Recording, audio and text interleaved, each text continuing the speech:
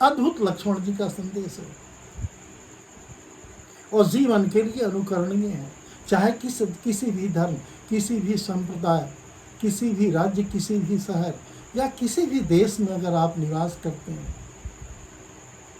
तो लखन जी का जो उपदेश है, अगर इस जीवन में आपने उपयोग में लाया, इसका पालन किया, तो आपका जीवन धन्य हो जाएगा। आप व्याधिग्रस्त नहीं रहोगे, आप अशिक्षित नहीं शिक्षित हो जाओगे, तुम निर्धन नहीं धनवान हो जाओगे, तुम निर्बल नहीं तुम बलवान हो जाओगे।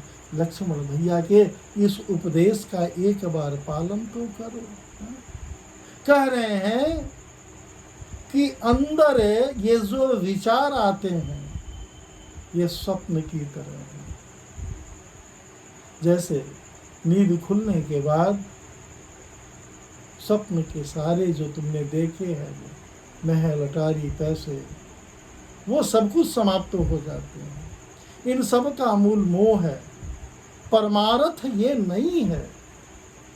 इसको हम परमार्थ नहीं कहते और आप समझते हो कि ये परमार्थ है। ये परमार्थ नहीं है। मैं भी मातृ स्वरूप मेरी भाभी श्री, मेरे अग्रज भैया, ये भी कोई परमार्थ नहीं कर रहे हैं। धन्य लक्ष्मण जी। सपने होई भिखारी नृपु, रंकुनाक पति होई, जागे लाभु न हानि कछु, तिमि प्रपंच जीजो। सपने में गोस्वामी जी बड़े ही सुंदर दिव्य दर्शन कर रहे हैं, बड़े ही सुंदर स्पष्ट यह संदेश दे रहे हैं। जैसे सपने में राजा कोई देखे कि मैं भिखारी हो गया, लेकिन वो भिखारी होता नहीं। सपने में किसी ने देखा कि मैं राजा हो गया, लेकिन सपना टूटने के बाद वो राजा नहीं होता। जैसा था वो वैसा ही होता है। ठीक इसी तरह तुम्हारी मोह माया ममता, अपने पराये, सुंदर कुरूप, निर्धन धनवान, निर्बल बलवान, ये सारी बातें मिथ्या हैं। ये परमार्थ नहीं है, ये सत्य नहीं है।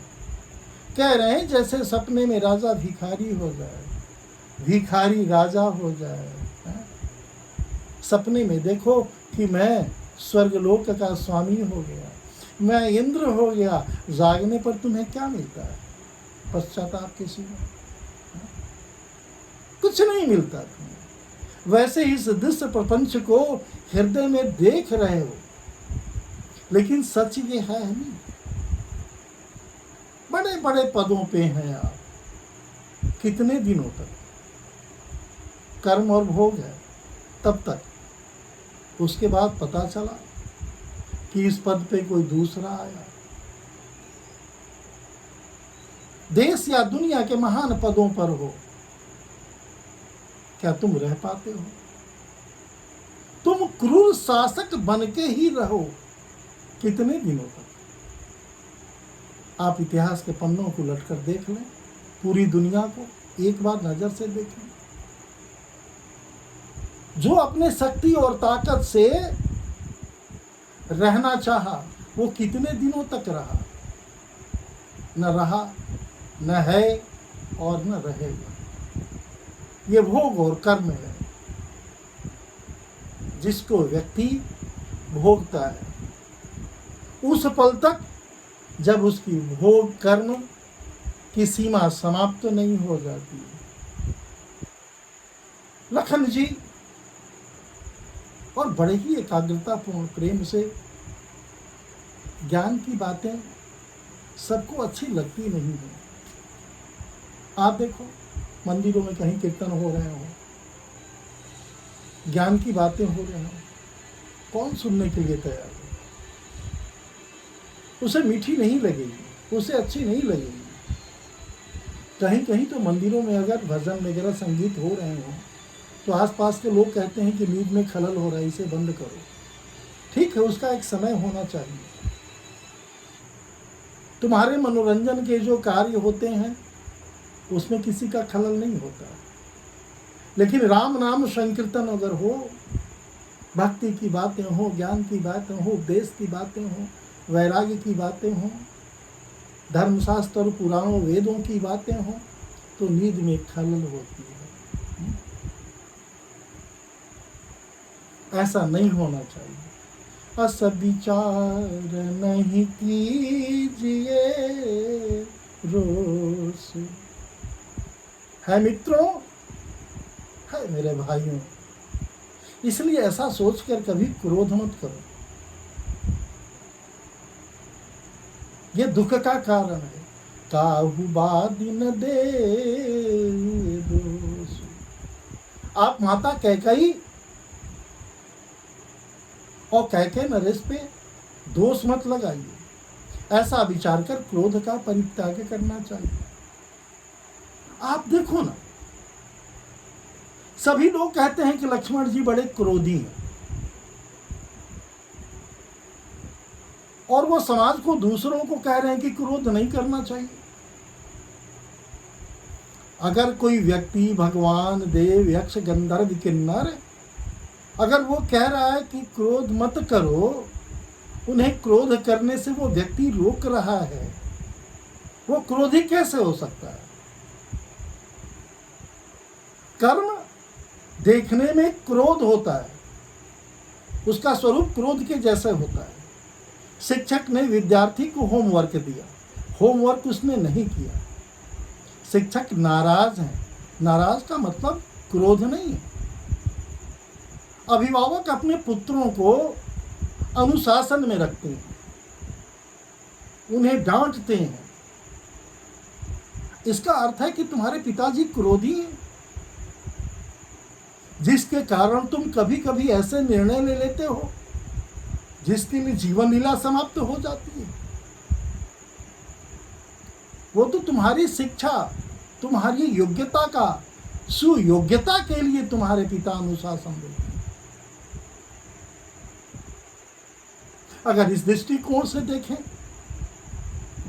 जैसा भगवान राम ने और गोस्वामी जी ने कहा है, स्वयं राघवेंद्र सरकार ने कहा है कि धन्य है मेरी माँ, भारत को इतनी छोटी सी राज्य, कितना प्यार करती हो मुझसे, ये मुझे आज पता चला।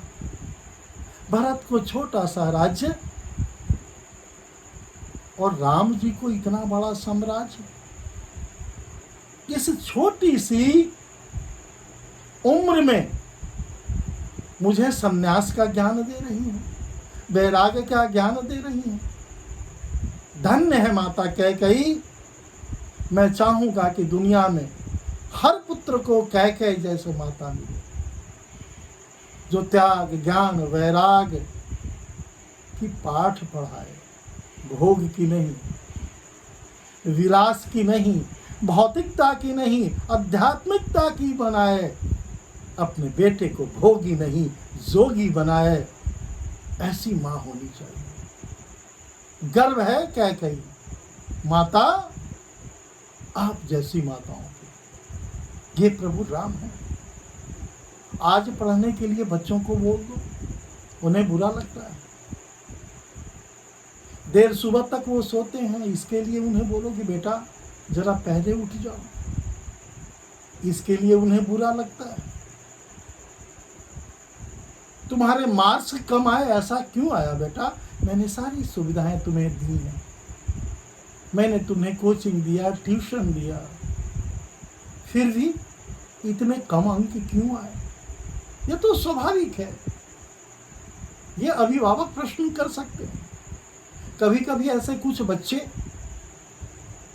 जो दूर दराज जा रहे हैं, वह जी मेंस के लिए जा रहे हों, वो डॉक्टर बनने के लिए जा रहे हों या इंजीनियर बनने के लिए जा रहे हों, NIT के लिए जा रहे हों या नीट के लिए जा रहे हों, जी मेंस के लिए, विभिन्न प्रतिस्पर्धा शिक्षा के लिए वो जा रहे हैं। सफल होने नहीं होने का मतलब आत्महत्या करना नहीं है। ये बहुत घिनौनी बात है। फिर तुम तो कायर हो, तुम पलायनवादी हो। कथा का जो संदर्भ है कि कर्म और भोग, कर्म के आधार पर ही हमें सब कुछ मिलता है। तुम्हें पता नहीं कि हम किस क्षेत्र में हमारी उपलब्धियां हो सकती हैं। आप उस क्षेत्र में प्रयास करो, लेकिन आत्महत्या तो तुम्हें नहीं करना चाहिए। घर की माताएं, बहनें, लड़कियां छोटी मोटी असफलताओं पे, छोटी मोटी बातों को लेकर के इस जीवन लीला को समाप्त कर देती हैं। धर्मशास्त्र, भगवान राम ये बड़े ही अमर्यादित कार्य मानते हैं। अकाल मृत्यु हरण सर्वव्याधिनाशम विष्णु पादो कृत्वा पुनर्जन्म न विद्यते। इसे अच्छा नहीं माना जाता है धर्मशास्त्रों में। और भारतीय संविधान में भी धारा 309 के अंतर्गत अपराध आत्महत्या करना बहुत बुरी बात है। ऐसा नहीं करना चाहिए। ऐसा करने से तुम्हारा लोक और परलोक दोनों भी गुजरता है। तो कहने का अर्थ था कि लक्ष्मण जी क्रोधी नहीं है, कर्म कठोर होता है, श्रमिक श्रम नहीं करना चाहे और वो कहे कि मेरा पारिश्रमिक आप दे दो। विद्यार्थी पढ़ना नहीं चाहे और वो ये आकांक्षा, ये अपेक्षा रखे कि नंबर मुझे अधिक ला जाए, ऐसा संभव है? तो कर्म कठोर होता है, लेकिन वो होता है बड़ा निर्मल, बड़ा ही होता है विनम्र। वैसे ही लक्ष्मण जी हैं। लक्ष्मण जी की विनम्रता पर मैं क्या कहूँ। माता सरस्वती कह रही हैं कि लक्ष्मण जी तो इतने सरल हैं, इतने विनम्र हैं कि शब्दों से बयान नहीं करता। मैं तो नहीं कर पाऊंगी, लाखों शेष नाग भी इसकी व्याख्या नहीं कर पाएंगे। तो इस तरह लक्ष्मण जी का जो संदेश है हमारे जीवन के लिए अत्यंत उपयोगी है। यही कथा का विराम। अगले सत्र में हम लोग कथा श्रवण करेंगे। हरिओम शर्मा।